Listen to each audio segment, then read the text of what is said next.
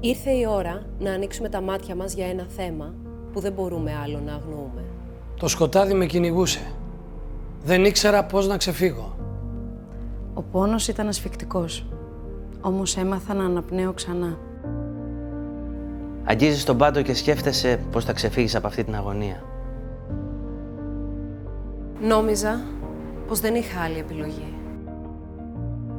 Η απώλεια της ελπίδας ήταν χειρότερη από τον πόνο που ένιωθα.